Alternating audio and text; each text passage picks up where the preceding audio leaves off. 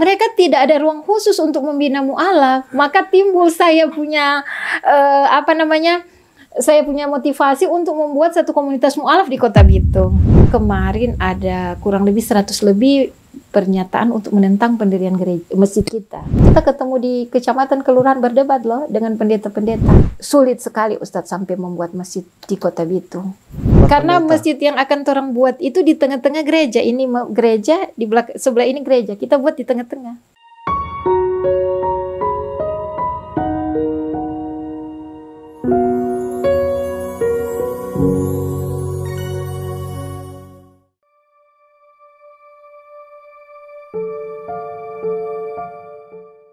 Assalamualaikum warahmatullahi wabarakatuh, sahabat wakaf. Alhamdulillah di malam ini saya masih berada di Kota Bitung ya.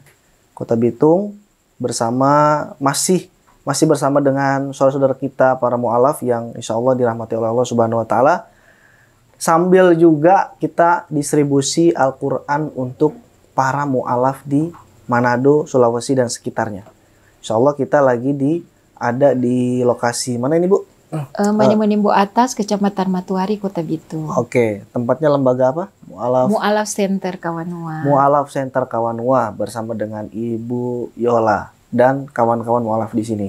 Insya Allah kita akan coba membahas perjalanan Ibu Yola dari mulai beliau ini non-Muslim, kemudian beliau ini masuk Islam, kemudian kegiatan beliau ini setelah Islam karena beliau ini alhamdulillah diamanatkan menjadi Ketua Mu'alaf Center Kawanua ya. Insya Allah luar biasa perjuangan beliau.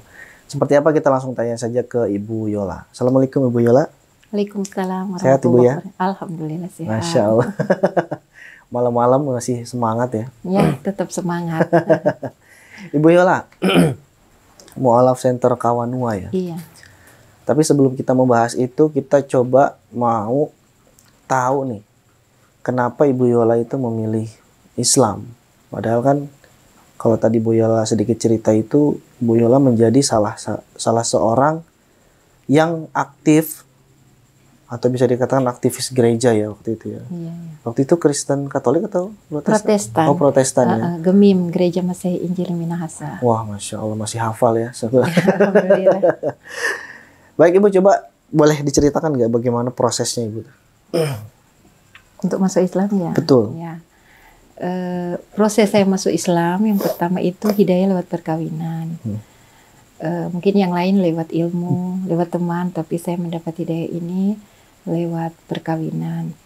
Awal mula saya itu mungkin karena asumsi saya nantinya kalau saya memiliki anak, kalau beda agama ya, intinya anak itu akan bingung. Maka mungkin pertama saya masuk itu dalam keadaan terpaksa karena saya belum mengenal Islam secara kafah. Kemudian saya bicara dengan suami saya tentang Islam karena mungkin saya tidak terlalu banyak mendapat ilmu Islam itu lewat suami karena dia bekerja. Saya juga tidak bisa banyak mengganggu kan aktivis dari suami untuk cari nafkah. Kebetulan karena keingintahuan saya tentang Islam, maka pada waktu itu saya niatkan untuk sudah merubah tangga. Alhamdulillah diberikan ridho oleh orang tua dan kami menikah di Gorontalo pada waktu itu. Alhamdulillah keluarga besar mama papa satu bus itu menghadiri pernikahan saya. Alhamdulillah duduk juga di pelaminan dengan saya. Jadi memang kekecewaan kedua orang tua terhadap anak yang notabene sudah memeluk agama selain daripada agama sebelumnya. Memang kekecewaan orang tua itu ada untuk kami, tapi apa daya, orang tua katanya tidak bisa tidak bisa secara orang tua mendidik apa? Bukan istilah menghentikan keinginan dari anak karena ini bentuk perkawinan ya. Jadi karena kemauan saya, maka mungkin sayangnya juga orang tua terhadap saya, dan kemudian adik dari papa juga yang kerja di Kejaksaan Tinggi Manado juga sudah memeluk Muslim. Dan adik dari oma saya di bapak juga sudah muslim dan sudah naik haji gitu. Jadi hubungan baik antara orang tua dengan keluarga adiknya dan tantenya itu baik. Setiap Natal mereka datang dari Palu ke kampung halaman.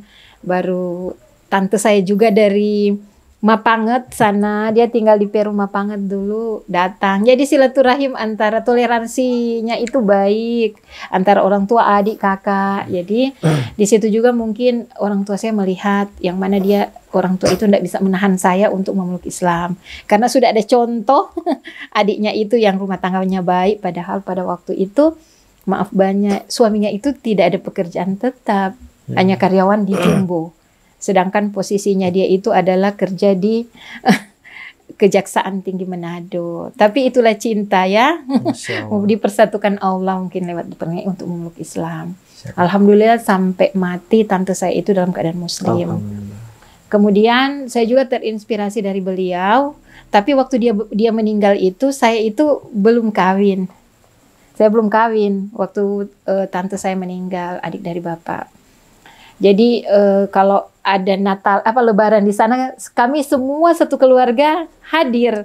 Kami yang bikin masakan Manado di sana, di rumahnya tante pada waktu itu. Jadi hampir sebagian keluarga yang ada di kampung hadir di rumahnya untuk merayakan hari Lebaran. Kemudian setelah saya kawin di Gorontalo, Ustadz. Jadi saya dengan suami itu bertemu kebetulan kerja di Indofood sini. Ketemu di sini, bapak orang Gorontalo, kebetulan saya berdomisili di Bitung. Kemudian kami kawin di Gorontalo. Setelah kawin kami balik lagi ke sini. Saya belajar Islam seperti yang saya katakan tadi.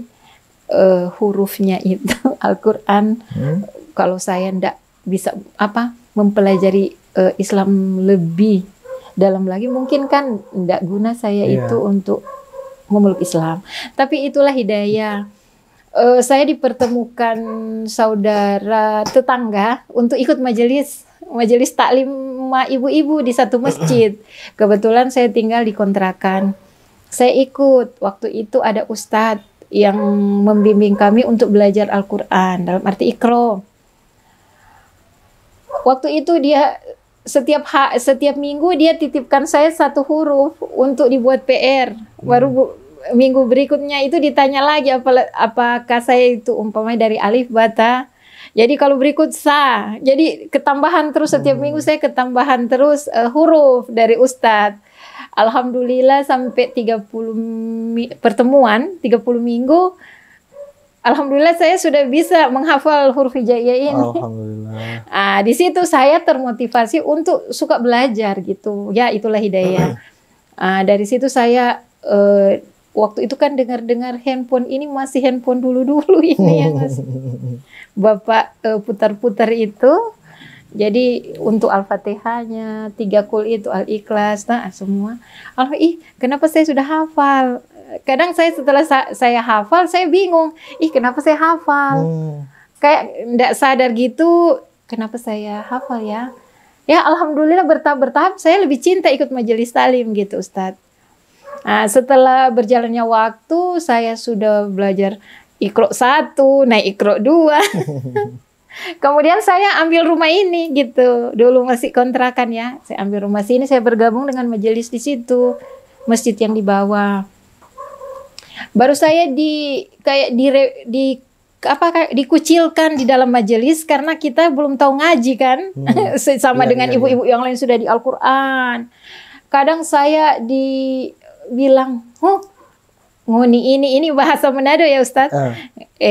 Istilah kamu ini sama dengan mu'alaf, buta huruf Al-Quran. Saya pulang ke rumah sini nangis. Ya Allah, saya bilang sama bapak, Pak, kan saya dengan bapak panggil adik sama kakak. Kak, saya dibilang buta huruf Al-Quran, sedangkan saya tahu itu saya tahu membaca. Bapak baru sampai saya itu sudah tidak suka lagi ikut majelis waktu itu karena intinya kayak dikucilkan gitu. Tapi itu semangat juga buat saya, alhamdulillah, motivasi. Kenapa orang lain bisa, kok saya tidak bisa? Jadi saya di rumah ngaji, belajar. Sampai saya ketemu satu komunitas mu'alaf. Setelah saya berjalannya waktu di sini, saya diangkat jadi ketua majelis taklim. Oh, Masya Allah. Di masjid sini, yang dibawa sini, Persob. Di situ saya diundang kita kalau kegiatan BKMT, BKMM ke masjid-masjid, saya tanya-tanya, kamu mu'alaf? Atau bagaimana? Iyo, orang mau belajar di mana? Katanya, itu orang tidak ada wadah. Saya observasi terus di tiap-tiap masjid yang saya tanya imamnya, saya tanya DKM-nya, BTM-nya. Mereka tidak ada ruang khusus untuk membina mu'alaf. Maka timbul saya punya saya punya motivasi untuk membuat satu komunitas mu'alaf di Kota Bitung. Nah, kemudian lewat wadah ini, saya karena sudah ada teman-teman di tiap majelis, saya rangkul mereka itu untuk buat wadah ini dengan nama Majelis Mu'alaf Bitung pada waktu itu. Dari 2009 kalau tidak salah. Kebetulan saya sudah menjadi ketua majelis taklimah di masjid sini. Jadi kan gerakan saya itu untuk majelis yang lain kan sudah banyak teman-teman. Jadi mereka yang merengkom, bikin-bikin sampai kita buat wadah itu. Berjalannya waktu terinspirasi karena kita sudah banyak, sudah ada di Mitra teman, di Manado, di Sangihe. Mendingan kita buat yayasan aja. Saya termotivasi, saya sharing dengan ustadz-ustadz yang sudah punya ilmu yang lebih baik lagi dari kami. Saya tanya-tanya, alhamdulillah sampai ke tahap ini, supaya saya bilang kalau kita cuma dalam bentuk majelis kita tidak punya payung hukum. Tapi kalau kita mendaftarkan untuk bikin akta notaris, kita sudah punya payung hukum. Jadi kita ini istilah motor itu kita tidak bisa dikena tilang lagi. Istilah seperti itu, legalitas resmi sudah punya. Kebetulan saya punya rumah kecil, kita buatkan dakwah di situ. Sampai sekarang berjalannya, sampai kita sudah punya teman-teman di cabang-cabang dan kota-kota yang lain. Alhamdulillah. Sampai ketemu dengan Ustadz juga mungkin lewat wadah ini. Kalau tidak ada wadah ini, pasti Ustadz tidak akan lirik kami kan. Kemarin kami sudah kerjasama dengan Isa bin Maryam. Apa itu, untuk Bu? Yayasan Lembaga. Isa bin Maryam. Yayasan mu'alaf juga? Iya. Dia Ustaz Janevinan Lohi, mantan pendeta. Di mana itu, Bu? Jakarta. Oh, di Jakarta. Ini nanti insya Allah pada bulan Januari kita kerjasama juga dengan IDT Malaysia, Brother Lim. Brother Lim akan membuat dengan Ustaz Janevi akan membuat satu pelatihan dai-daiyah yang akan dibuat di Makassar ini dari 10 hari dari tanggal 16 sampai tanggal 20, 10 hari ya. Kebetulan kita ada beberapa yang lulus sampai tahap kedua di seleksi. Mungkin kalau saya, makanan saya insya Allah mau ikut untuk 10 hari. Jadi kemarin juga kolaborasi dengan Brother Lim, Ustaz Janevi, orang ada roadshow dakwah di sini. Jadi orang ada keliling Manado Bitung kemarin berapa titik. Alhamdulillah. Masya Allah. Jadi itu sedikit perjalanan dengan IBBK juga, termasuk Ustadz Haris juga rekom ke saya. Padahal dulu juga kami sudah pernah ikut buat di Lembe. Masya Allah. Ya seperti itu dakwah saya. Mungkin panjang lebar itu perjalanan dan masalah yang terjadi di lapangan Ustadz, mungkin Ustadz sudah paham.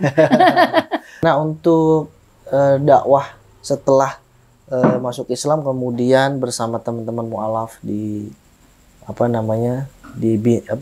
Bitung. Iya. Bitung ini. Itu pastikan banyak rintangan, tantangan. Ya, seperti itu. Ya kan? Apalagi kalau tadi saya datang ke sini itu di mana-mana gereja. Iya. Karena kan di sini memang kota Injil ya. Iya, mayoritas. Dikatakan seperti itu.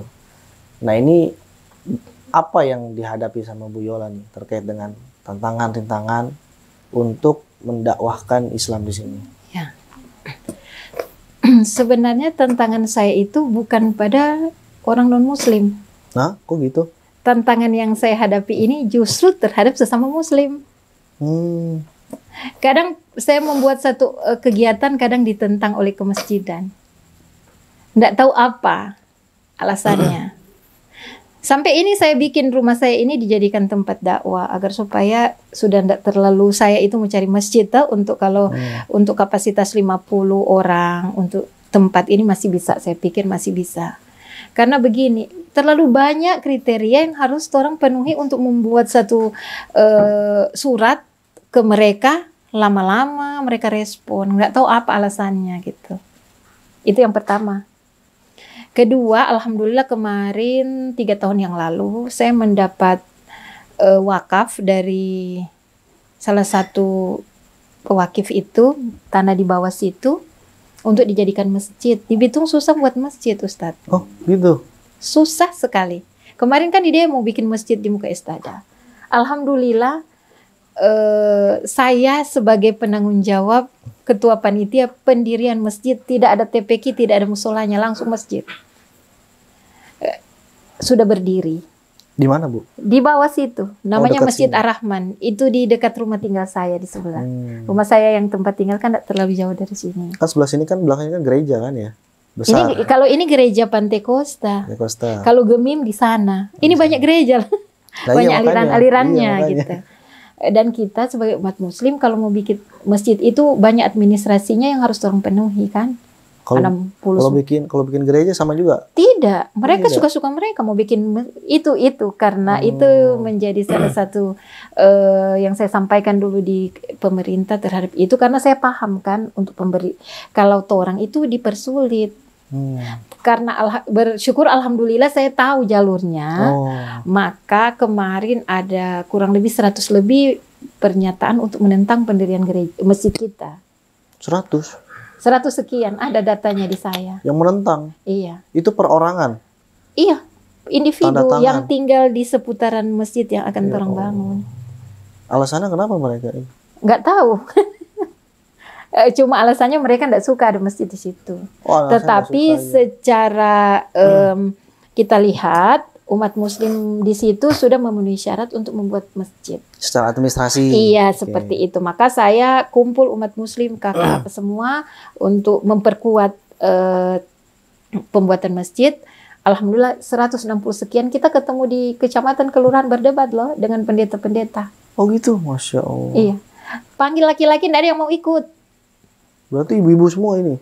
Yang saya ambil cuma komunitas pengajian Al-Ikhlas yang saya bina. Yang ikut dengan saya, ibu-ibu semua. Untuk diskusi itu? Untuk melawan mereka.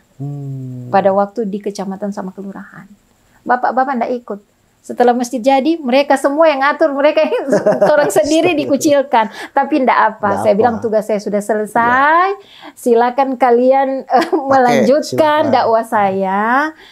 Tujuan saya bukan menguasai masjid ini. Tujuan saya ini buat masjid untuk kita semua punya tempat ibadah.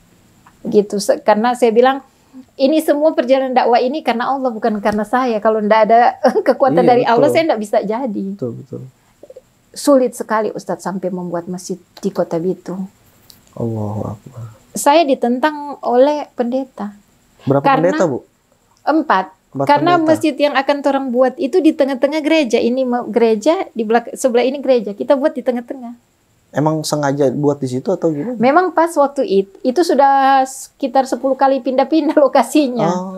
Karena ditentang oleh orang sebelah. Terutama orang kita yang memprovokasi mereka, karena mungkin mereka tidak suka itu masjid yang ada di dekat ini, mungkin jamaahnya mau lari ke kita. Ya, itu yang terjadi tantangan kepada saya, tapi saya tidak pernah mundur, Ustadz, karena saya pikir melaksanakan dakwah ini itu ujian kita untuk tetap istiqomah. Sampai saya bilang, saya ini mantan mu'alaf loh, kenapa kamu ini nggak malu? Saya sempat buang suara seperti itu kepada mereka, tapi mungkin tidak nyampe pola pikir mereka, SDM mereka, karena kita kan berbeda-beda, orang punya legalitas akademis kan, maka untuk itu saya bilang nggak perlu kita paksakan argumen kita dengan mereka, nanti kan kita akan bentrok, orang yang sebelah tepuk tangan gitu. Betul. Maka alhamdulillah sekarang sudah berjalan bagus, sudah selesai cuma 1 tahun. Oh, urusan itu? Enggak, masjidnya setelah sudah ada peletakan batu pertama dari wali kota, sudah saya laksanakan semua, sudah selesai. Cuma dalam waktu jangka 1 tahun masjid sudah selesai berdiri. Oh, pembangunannya? Iya. Tapi kalau pengurusan itunya? Sudah. Tetapi sayangnya sampai sekarang ini si pewakaf rupanya tidak ikhlas memberikan itu. Padahal surat wakafnya sudah diserahkan ke saya. Terus gimana itu? Wallahu alam. Karena sudah ada pengurus BTM-nya, itu suka datang ke saya sih. Tapi saya bilang kalian saja yang ngurus. Oh. Karena saya sudah, maksudnya saya punya tugas lain lagi yang saya akan kerjakan. Yang penting tugas saya di situ sudah selesai. Masya Allah. Kalau umpamanya mereka akan panggil saya untuk urus ini ya monggo.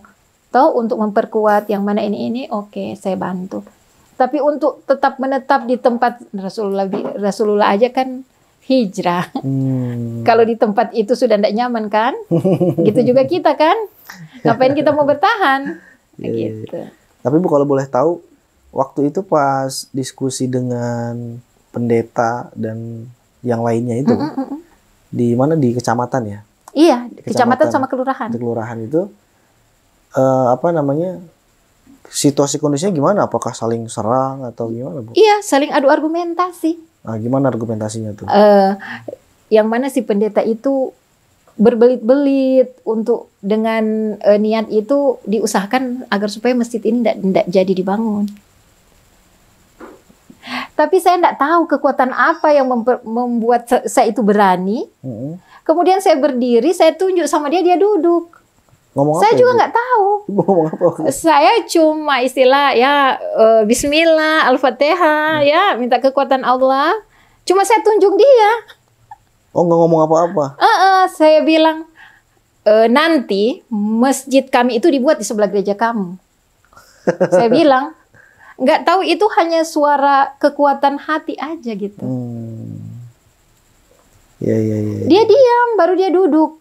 Alhamdulillah orang Nasrani yang ikut mereka dukung saya. Oh, gitu? Iya, saya nggak tahu itu kekuatan. Ya itu keindahan Islam sampai sekarang itu saya cari. Luar biasa.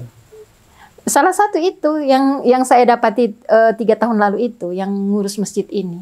Akhirnya pendeta itu kalah gitu maksudnya? Iya, sampai sekarang waktu kemarin saya setelah mereka sudah, kan itu awal Desember, kemudian setelah itu saya berkunjung ke rumah-rumah pendeta untuk kasih sedekah THR di sini dibilang kan untuk bentuk silaturahim dari kami keluarga.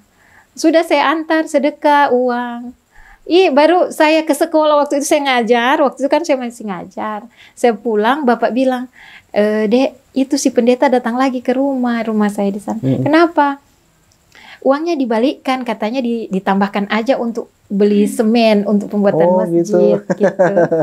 Tengok, alhamdulillah.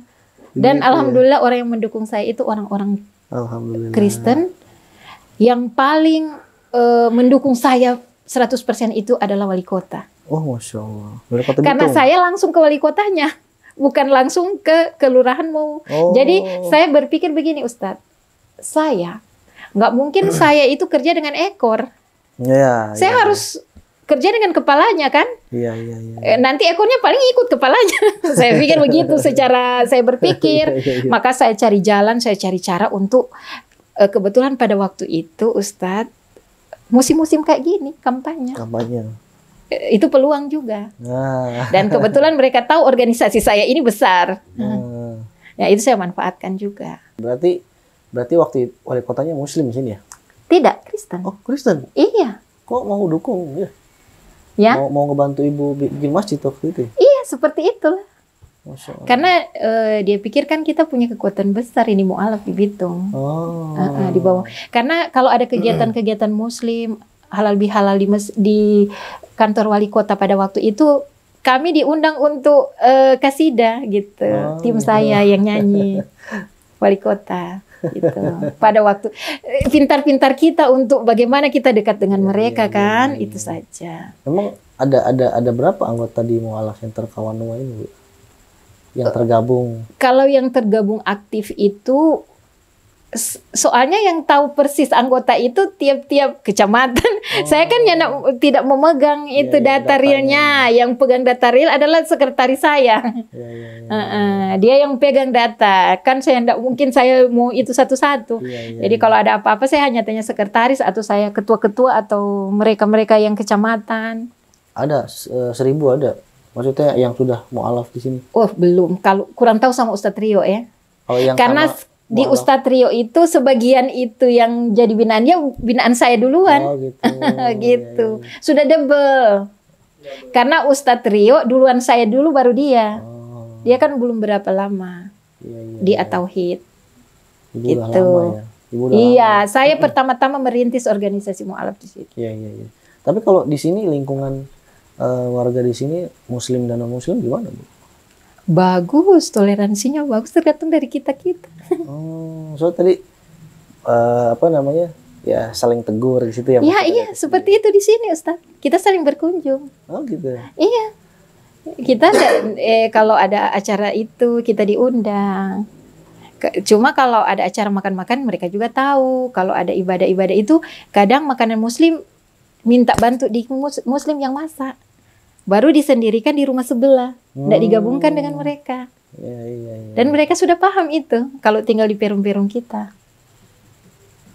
Jadi kalau terjadi hal-hal yang seperti kemarin itu ada oknum-oknum tertentu.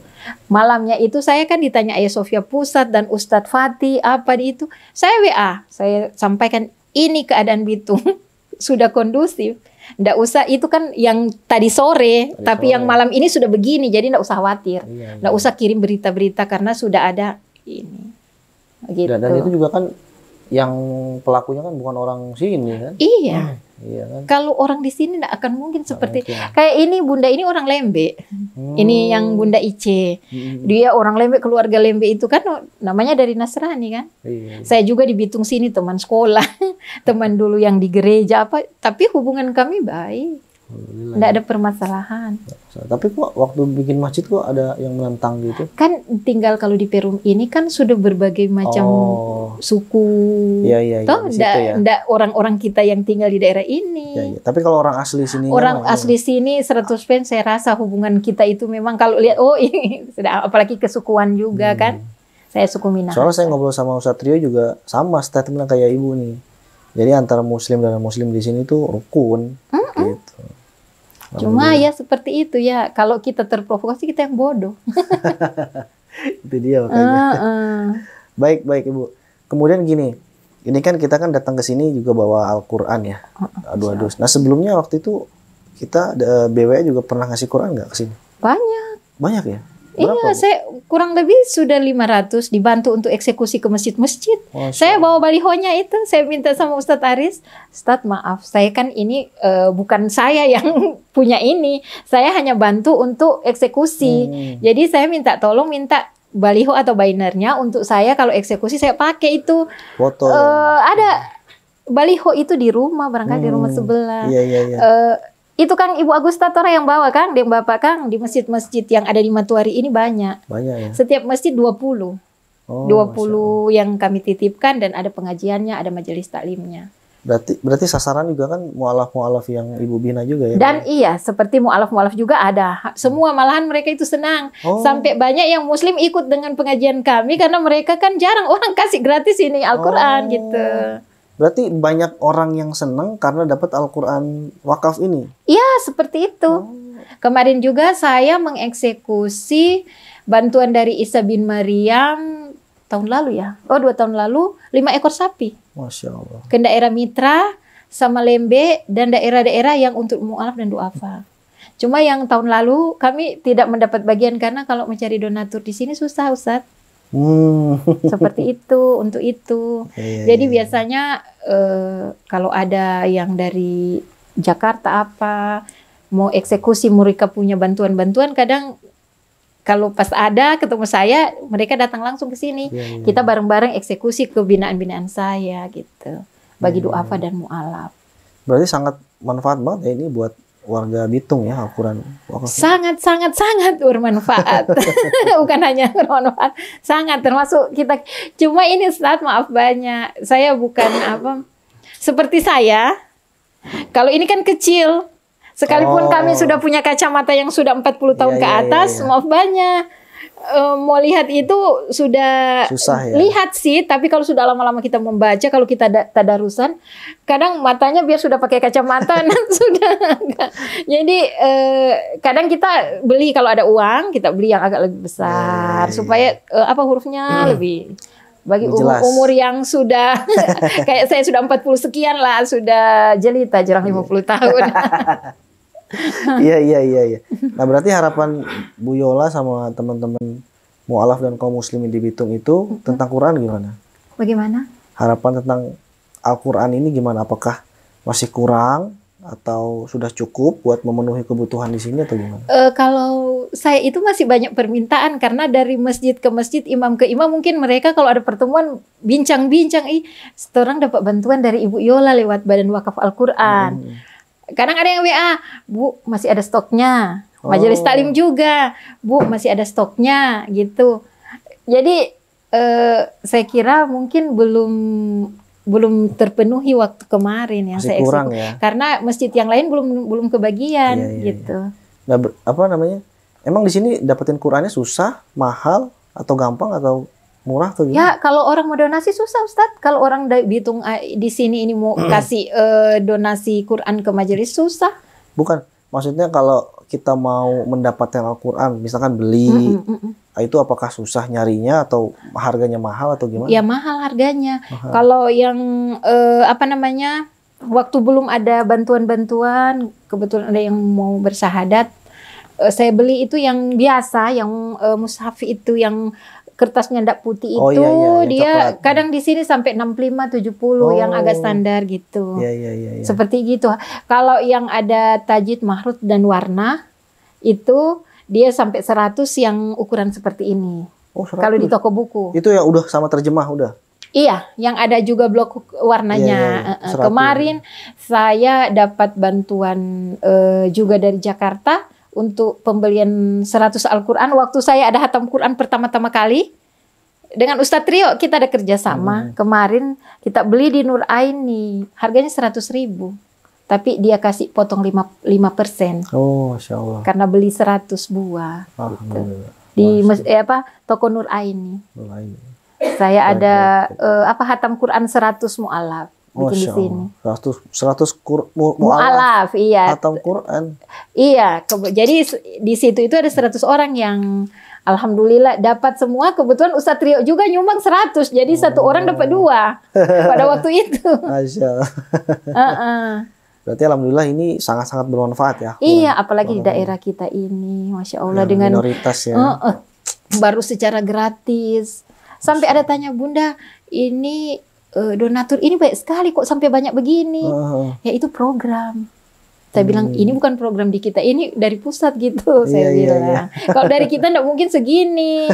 Saya bilang seperti mereka. Alhamdulillah. Baik, Bu Yola, terima kasih atas ceritanya. Tadi saya menyoroti itu di toleransi ya. Iya. Itu yang memang kita pegang ya sampai sekarang itu. Mudah-mudahan Bu Yola sama rekan-rekan mualaf di sini, semuanya tim dakwah di sini selalu diberikan istiqomah ya Bu. Amin, amin ya Allah. Amin. Mudah-mudahan diberikan selalu kesehatan amin. Semuanya di sini biar dakwahnya lancar terus. Insya Allah. Mudah-mudahan bisa bangun masjid lagi ya. Insya Allah. Ini rumah ini juga kalau ada donatur untuk mau kasih kembangan rumah dakwah, insya Allah saya mau bantu untuk mudah-mudahan bikin di atas kan Ustadz. Mudah-mudahan insya Allah ada nonton, donatur. Ya, iya. kalau yang nonton terketuk hatinya, insya langsung Allah, aja hubungi Bu Yola ya nanti ya.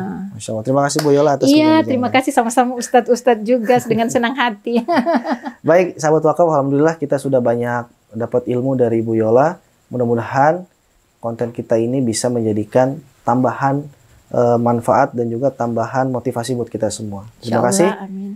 Jangan lupa untuk follow, subscribe, kemudian like, share, dan komen jika memang konten ini bermanfaat untuk kita semuanya. Assalamualaikum warahmatullahi wabarakatuh.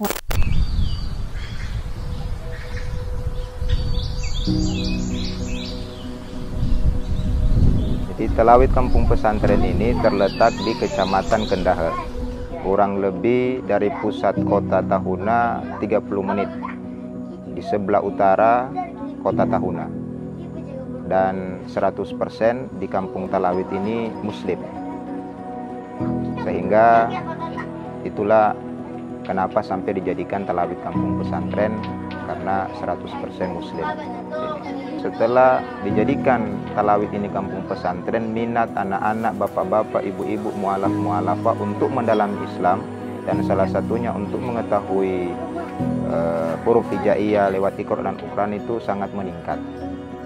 sehingga sangat penting Al-Quran untuk diberikan kepada anak-anak dan juga bapak-bapak yang ada di Talawid Kampung Pesantren.